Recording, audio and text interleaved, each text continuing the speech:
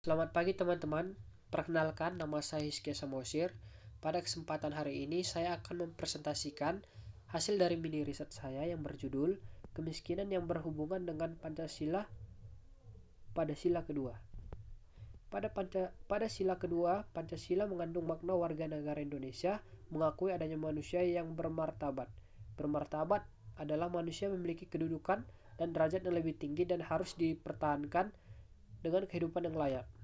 Memperlakukan sesama secara adil dalam pengertian tidak berat sebelah, jujur, tidak berpihak dan memperlakukan orang secara sama. Dan beradab dalam arti mengakui tata karma sopan santun dalam kehidupan dan pergaulan, di mana manusia memiliki daya cipta, rasa niat, dan keinginan sehingga jelas adanya perbedaan antara manusia dan hewan. Contoh pelanggaran terhadap sila kemanusiaan yang adil dan beradab. Pungutan yang dilakukan oleh sejumlah preman. Banyak orang yang kurang paham terhadap sila kedua dalam Pancasila dan rasa kemanusiaannya juga kurang.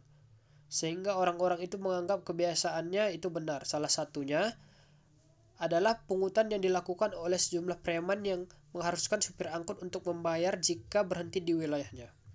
Oke, yang selanjutnya pungutan keamanan untuk para pedagang pasar. Pungutan keamanan untuk para pedagang pasar, kita sering mendengar istilah preman pasar. Hal ini juga sudah menjadi rahasia umum apabila para pedagang juga harus membayar kepada preman tersebut. Yang selanjutnya, maraknya pencurian hasil panen terdesak oleh kebutuhan untuk hidup. Terkadang manusia menjadi sempit pikirannya sehingga mereka pun harus mencuri untuk memenuhi kebutuhan pangannya. Yang selanjutnya, pencurian binatang ternak menjelang perayaan hari besar. Menjelang perayaan hari besar, biasanya orang-orang memakai yang terbaik. Banyak juga yang harus membeli pakaian baru, sehingga hal ini juga dapat menimbulkan pikiran kalau tidak baru namanya tidak lebaran. Karena terdorong dan keinginan untuk membeli barang baru, maka kadang mengorbankan yang dimilikinya untuk dijual. Mencuri misalnya. Di kampung wilayah Gamping ini sudah sering terjadi pencurian binatang ternak untuk kebutuhan lebaran. Banyak warga yang melapor, tetapi warga juga susah untuk diajak kerjasama sehingga pencurian seperti itu sering terjadi. Yang selanjutnya, maraknya KKN, korupsi, kolusi, dan nepotisme yang dilakukan oleh para tikus kantor yang mewakili masyarakat yang telah dipercaya oleh masyarakat yang melakukan tindakan yang hanya mementingkan dirinya sendiri dengan menggelapkan uang negara yang demi memperkaya dirinya sendiri. Kemiskinan dapat dibedakan menjadi 3 pengertian: kemiskinan absolut, kemiskinan relatif, dan kemiskinan kultural. Kemiskinan absolut,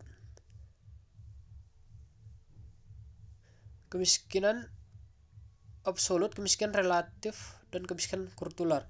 Seorang termasuk golongan miskin absolut apabila hasil pendapatannya berada di bawah garis kemiskinan, tidak cukup untuk memenuhi kebutuhan hidup minimum pangan, sandang, kesehatan, papan pendidikan. Seseorang yang tergolong miskin relatif sebenarnya telah hidup di atas garis kemiskinan namun masih berada di bawah kemampuan masyarakat sekitarnya. Sedangkan miskin kultural berkaitan erat dengan sikap seseorang atau sekelompok masyarakat yang tidak mau berusaha memperbaiki tingkat kehidupannya sekalipun ada usaha dari pihak lain yang membantunya. Indikator-indikator kemiskinan. Yang pertama, ketidakmampuan memenuhi kebutuhan konsumsi dasar seperti sandang, pangan, dan papan. Yang kedua, tidak adanya akses terhadap kebutuhan hidup dasar lainnya seperti kesehatan, pendidikan, sanitasi, air bersih, dan transportasi. Yang ketiga, tidak adanya jaminan masa depan karena tiadanya investasi untuk pendidikan dan keluarga. Yang keempat, rendahnya kualitas sumber daya manusia dan terbatasnya sumber daya alam.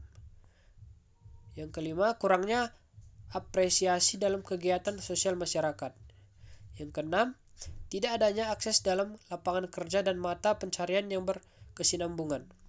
Yang ketujuh, ketidakmampuan untuk berusaha karena cacat fisik maupun mental. Yang kedelapan, ketidakmampuan dan ketidaktergantungan sosial atau anak-anak terlantar, wanita korban kekerasan rumah tangga, janda miskin, kelompok marginal, dan terpencil.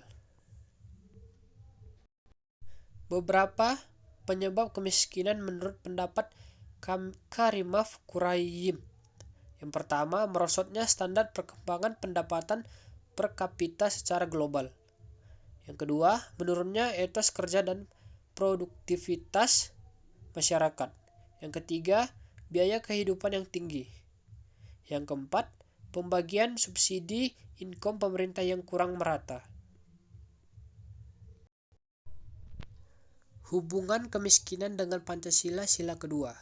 Berdasarkan Kamus Besar Bahasa Indonesia, definisi dari masing-masing kata yang berkaitan dengan unsur penyusunan sila kemanusiaan yang adil dan beradab ini antara lain: perikemanusiaan, sifat-sifat yang layak bagi manusia seperti tidak bengis, suka menolong, bertimbang rasa. Keadaan manusia pada umumnya adil. Yang pertama, sama berat, tidak berat sebelah, tidak memihak. Yang kedua, berpihak kepada yang benar, berpegang pada kebenaran. Yang ketiga, kepatuhannya tidak sewenang-wenang. Adab, kehalusan dan kebaikan budi pekerti, kesopanan dan akhlak. Pada sila kedua ini merupakan cerminan watak bangsa Indonesia secara intrapersonal atau individu masing-masing, yang diterapkan secara lebih luas dalam praktik kehidupan bangsa termasuk oleh para penyelenggara negara. Secara umum, nilai-nilai kemanusiaan, keadilan, dan keadaban ini saya yakin masih melekat dalam benak bangsa Indonesia. Meskipun fakta di lapangan ketiga unsur di atas sulit untuk diterapkan sepenuhnya. Manusia Indonesia banyak yang sudah kehilangan kemanusiaannya, diwakili dengan banyaknya angka kejahatan kejam yang terjadi. Hakim dan jaksa banyak yang berpihak kepada mereka yang bersedia membayar. Nilai-nilai kesopanan dan akhlak pun banyak yang mulai memudar.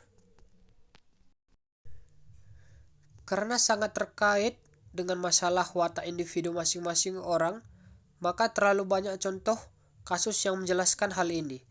Barangkali yang paling banyak disorot dalam masalah penegakan hukum yang lamban, serta hakim dan jaksa yang acapkali terlibat kasus suap-menyuap, sehingga keputusannya cenderung tidak adil dan terkesan tebang pilih. Sedangkan dampak dari kemiskinan sangat bertalian erat dengan sila kemanusiaan yang adil dan beradab, sebab kemiskinan bukan hanya memberikan dampak pada ekonomi semata, melainkan pada bidang lainnya seperti pendidikan, sosial budaya, politik, dan lain sebagainya, yang tentunya memberikan dampak pula pada pribadi individunya yang mengalami masalah kemiskinan ataupun yang berada di lingkungan tersebut. Oke, secara garis besarnya inilah hasil dari penelitian saya.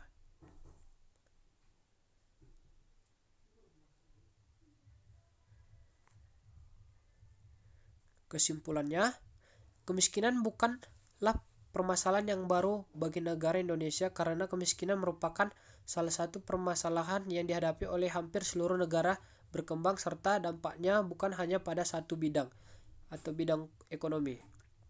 Kemiskinan merupakan masalah yang serius dan sudah seharusnya ditanggulangi secara bersama-sama. Kemiskinan yaitu keadaan yang benar-benar pas-pasan untuk pemenuhan kebutuhan hidup seseorang dan jarangnya kecukupan yang berlebih.